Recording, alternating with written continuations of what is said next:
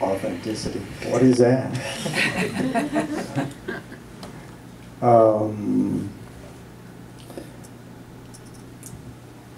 Well, my dad used to always say,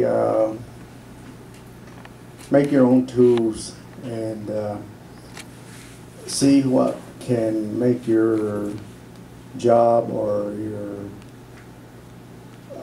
thing there, whatever you're trying to do, easy.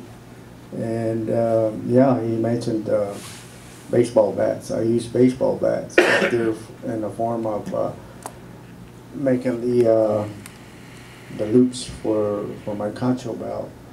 And authenticity, I don't know. I guess that's being, well, like I said, I think being honest with your, with the public there, starting from scratch. I know I start from scratch with the scrap silver, and as far as getting the designs, I like to just stick with the well, I use the word traditional stamp works, traditional designs. For me, I like to just stick with the simple deep stamp chisel work, and that is sort of my style. I think, as like I said, as artisans there at Indian Market, I think we still have to uphold the quality of work, and without the people collecting your works, there, where would we be?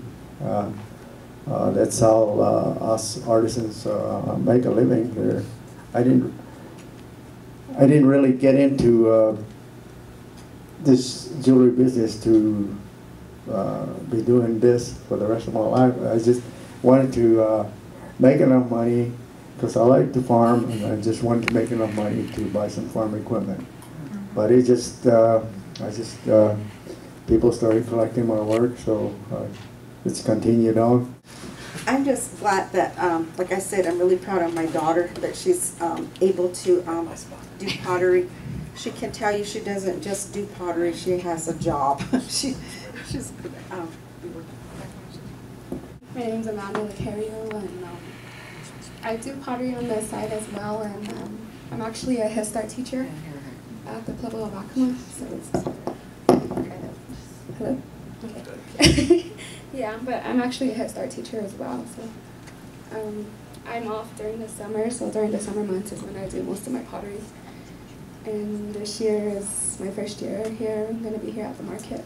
You'll see her work, and it's really got a lot of detail in it. And some people think it's my work, and I tell them, no, it's my daughter's work.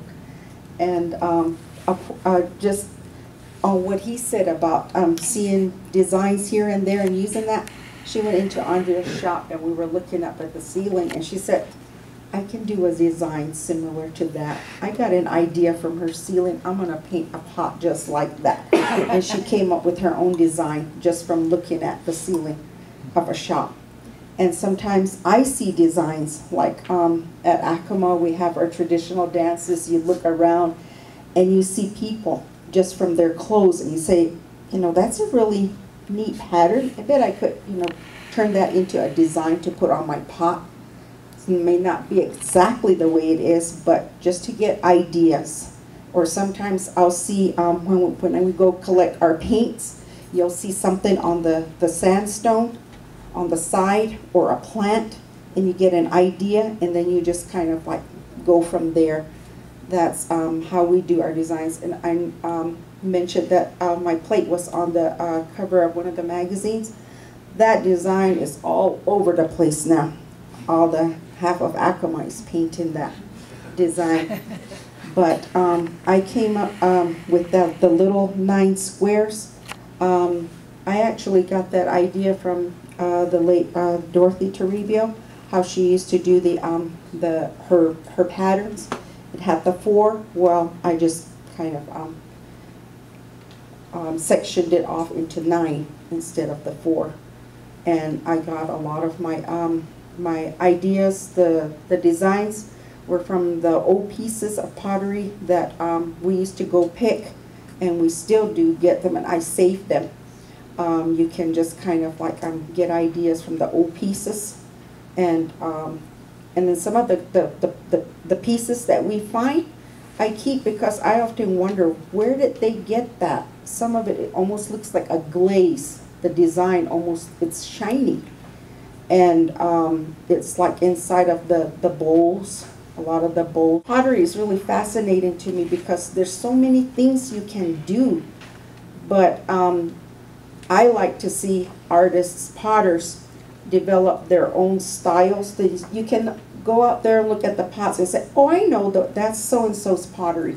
But when you start copying other people's design, it's like, well, you know, I've had several people come up to me and say, oh, well, I saw that design up on top, you know, and I said, well, I try to get new ideas, and a lot of my daughter's pieces, like I said, are really intricate. And I don't know where she comes up with some of the designs that she comes and to put on her pieces. However the pots come out, sometimes you think, well, I'm gonna make a vase, and it ends up being maybe a pitcher or a bowl or a jar or something else. And so you just go with whatever the clay takes its shape as. So, but if you have any other questions. Okay.